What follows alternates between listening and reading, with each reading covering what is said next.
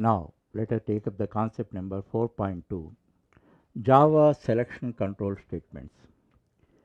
The Java selection control statements are one of the control flow statements. Already explained to you. Control flow statements determines the order of execution of statements in a program. Determines the order of execution of the statements in a program. Why I am stressing on this concept, certain crucial concepts you must study thoroughly, you must own them. Especially in interviews, you face this type of questions.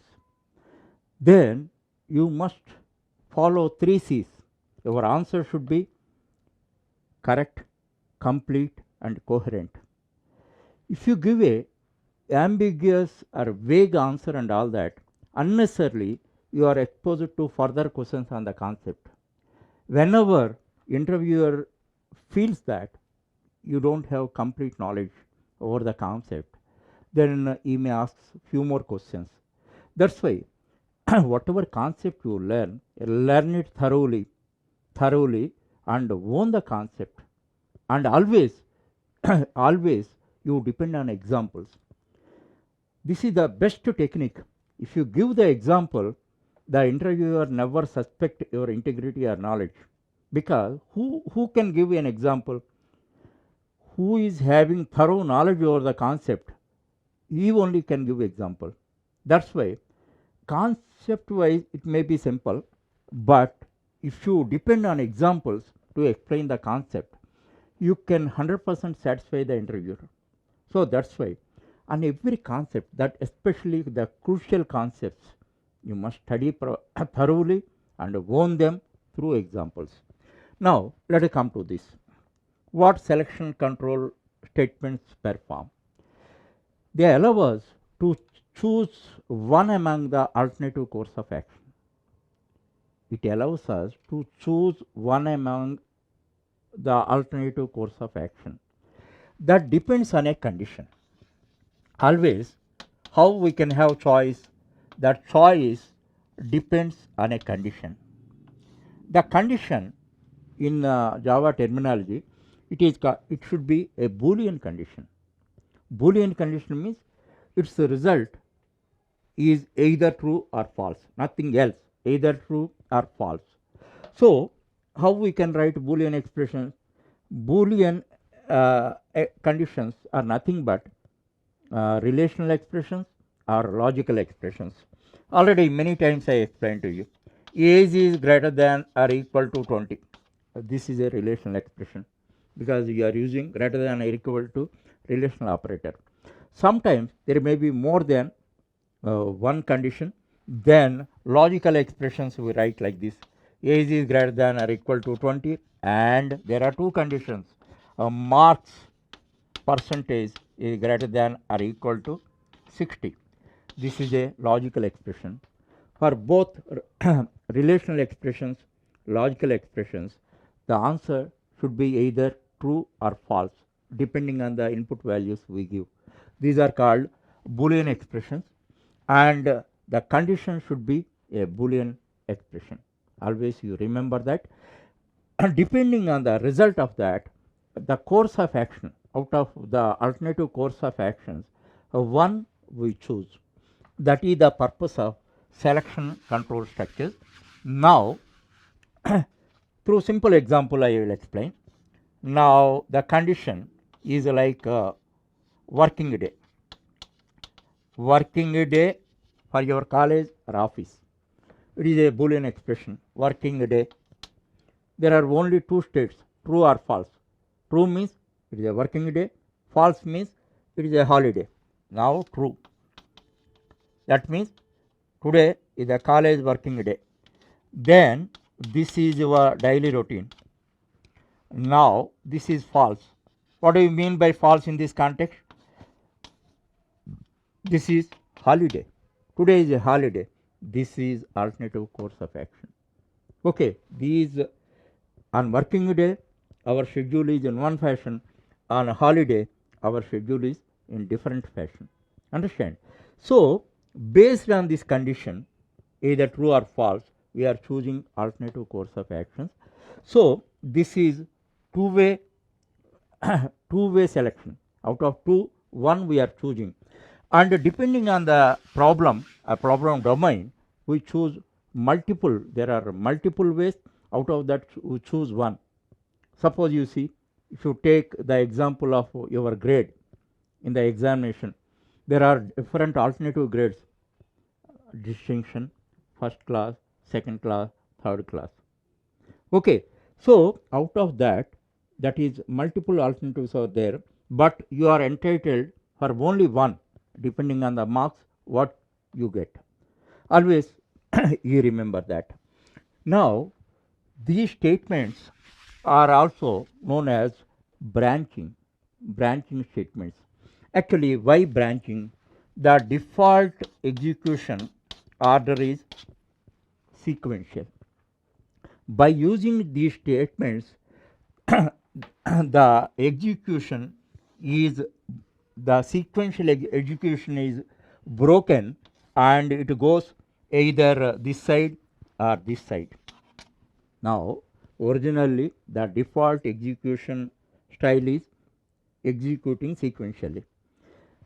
Because of these selection statements, one condition we are putting, then because of this condition may be true or condition may be false.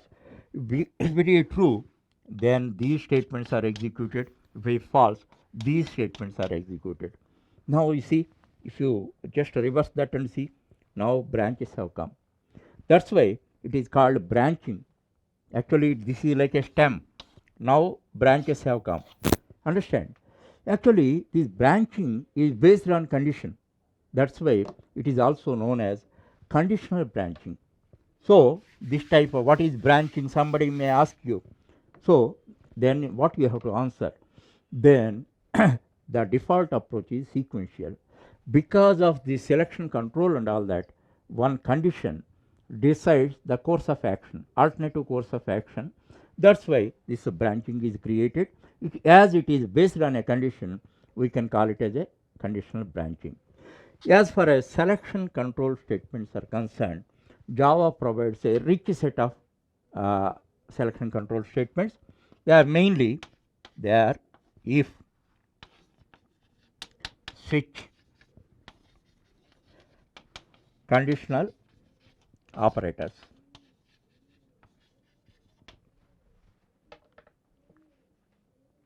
If, switch and conditional operators. Now, again this if can be classified into four, that is simple if, this is one way branching, this is if else, this is two way branching, nesting of if else, this is multiple branching, else if. So, these are the statements 1, 2, 3, 4, 5, 6. 6 types of selection statements, selection control statements we can use in Java. Java provides you 6 selection control statements, and all these are meant for selection only. But these are, once you study and master all these statements thoroughly through applications, then you can decide in which context we have to use which statement. Actually, only by using simple if also you can solve any problem, but the problem is it is not readable. It makes the program so complicated, and it is not at all efficient. So, depending on the situation, you have to select the right statement, right selection statement. Then only program will be readable, and program is efficient also. When you overnight, nobody can get it. If you work out programs on all each and every statement, and one day your skill is converted into ability. Ability, that is, you are owning it. In which context, which statement is can be used efficiently, then you can understand. Nobody can teach it. Understand? So here, simply if else, nesting of if else, else if, and switch. Now this is for one way branching, two way branching, multiple way branching. This is also multiple way branching. This is also multiple way branching. Conditional operators. Actually, conditional operators I explained in the operators chapter. Operators chapter. Then I told you, whenever a simple selection is there and all that, instead of using these statements, uh, if you use conditional operators, it will be very simple, and it should be written in a horizontal one line. But if it is complicated, don't use this. Then the basic problem is it is not readable, and number two, you stretch over 2 3 lines and all that, you never have control over that. The scope of committing errors is more. That's why wherever simple selection is there and all that, instead of using if else and all that, you can use conditional operators. In that chapter I told you, and timely, where it is appropriate, there only you use.